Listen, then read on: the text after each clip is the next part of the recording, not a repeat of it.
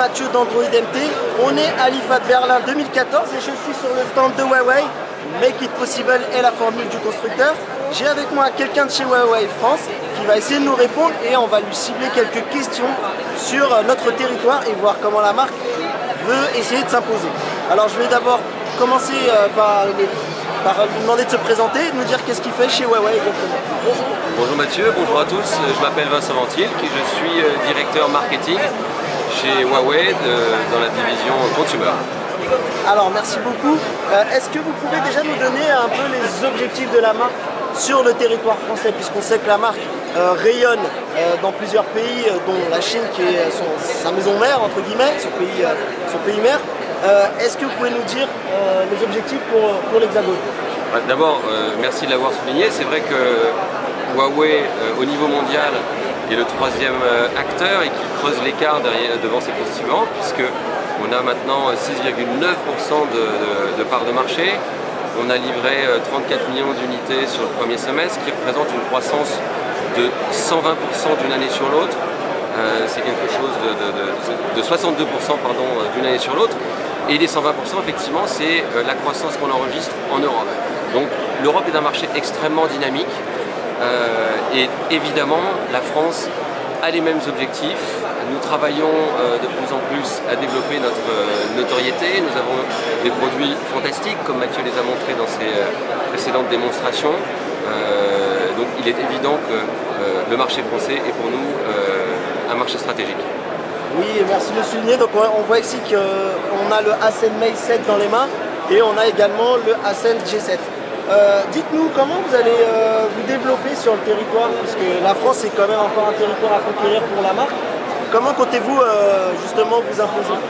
En fait, c'est vrai qu'aujourd'hui Huawei pour la division consumer est assez peu connu, de plus en plus, notamment nous sommes un leader mondial dans tout ce qui est activité réseau et depuis quelques années maintenant, un peu plus de 2 ans, nous travaillons à développer notre marque auprès du grand public.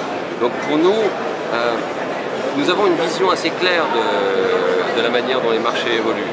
Je crois qu'avec les parts de marché que j'ai évoquées précédemment, on peut dire que la stratégie fonctionne et notre stratégie c'est quoi? C'est d'offrir des produits extrêmement design. On le voit, des designs très épurés, toujours métalliques, des produits extrêmement fins.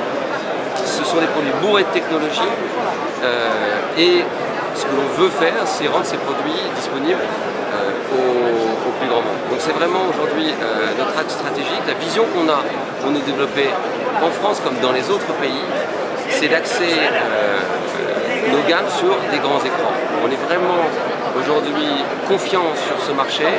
On a lancé un 5 pouces de P7 et maintenant on annonce et le G7 qui est un 5 pouces 5 et le Ascend Mate 7 qui est un 6 pouces. On est persuadé que ce marché des grandes tailles va se développer. Il y a une étude qui a été faite par Accenture qui montre que la moitié des personnes qui veulent s'acheter un smartphone pensent à l'acheter dans des tailles d'écran qui sont celles que je viens de citer. Donc on veut préempter ce marché et on a vraiment les moyens pour le faire. D'accord, ok. Est-ce que vous avez, par rapport aux produits que vous proposez, une clientèle spécifique, même si je sais que vous voulez toucher un large public, hein, j'en doute, je me doute bien, mais est-ce que vous avez une ADN sur certains produits qui va toucher tel ou tel type de personnes? En fait, vous le soulignez très bien dans votre question, et je l'expliquais, notre objectif, encore une fois, c'est de faire des produits design bourrés de technologie accessibles au plus grand nombre. Et donc on va développer une gamme qui va répondre à tous ces besoins. Donc on va avoir des produits avec la série Y qui sont des produits plus entrée de gamme et on peut facilement imaginer que c'est des produits qui seront destinés à la jeunesse. On a des produits extrêmement colorés à moins de 100 €. Donc on a des produits pour des jeunes, on a des produits comme le G6 ou maintenant le G7 qui sont des produits un peu plus haut de gamme qui sont destinés à des cadres qui à la fois n'ont pas envie de mettre des sommes folles dans leurs produits mais qui ne veulent pas non plus ni sacrifier la performance et puis qui veulent être fiers, de montrer leurs produits, d'avoir un bon produit dans les mains. Et puis bien sûr on a des produits haut de gamme qui vont être destinés à des gens, des clientèles peut-être un peu plus fortunés, on appelle ça les CSP+, avec le P7 et bien sûr la Sun Med 7 qu'on vient d'annoncer. Tout à fait. Okay. Et donc du coup on voit bien la volonté de pousser de plus en plus la marque, etc. Mais dites-moi, on ne voit pas beaucoup dans les pubs au niveau marketing, communication. Qu'est-ce qu'il en est? Est-ce que ça va changer ou est-ce que vous avez une manière différente de procéder? Dites-nous un peu ce que vous en pensez. Non, je pense que vous avez raison. La notoriété, partout la notoriété de Huawei est forte. Les parts de marché se développent et, de façon corrélée. En France, on a augmenté notre notoriété, on est passé de 10 à 27% en 2013 versus 2012. Nos objectifs sont de doubler cette notoriété sur cette année et Mathieu, il ne vous aura probablement pas échappé qu'on a signé un gros partenariat avec le Paris Saint-Germain. Avec le Paris Saint-Germain. Et ça, c'est évidemment un vecteur de notoriété. Mais pour répondre peut-être plus clairement à votre question, il y a 3 axes majeurs pour nous à mettre en place dans les mois qui viennent et à renforcer dans les mois qui viennent. C'est bien sûr le digital, c'est quelque chose de très très important à la fois pour nous faire connaître bien sûr sur le web, mais aussi pour travailler sur l'engagement avec nos clients, avec nos consommateurs, avec nos fans. On avait 22 000 fans sur notre page Facebook en avril, on en a 52 000 aujourd'hui et on espère vraiment atteindre les 100 000 cette année. Donc le digital est un axe pour nous très important. Le point de vente est super important parce que quand vous voyez un produit aujourd'hui Huawei, vous êtes bluffé. C'est vraiment des finitions qu'on ne voit pas ailleurs. On parlait du G7, le G7 c'est un produit à une finition métallique. On ne voit pas sur les produits de ce même segment du métal. Donc quand vous voyez le produit, vous avez envie de l'acheter. Donc l'exposition sur le point de vente va être quelque chose de très important. Enfin, on va vraiment vouloir mettre en avant, faire savoir notre partenariat avec le Paris Saint-Germain. Déjà sur la rentrée des classes, nous avons des actions en point de vente autour du Paris Saint-Germain. Mais je vous promets que d'ici à la fin de l'année, vous verrez beaucoup plus Huawei et vous entendrez encore plus parler de Huawei.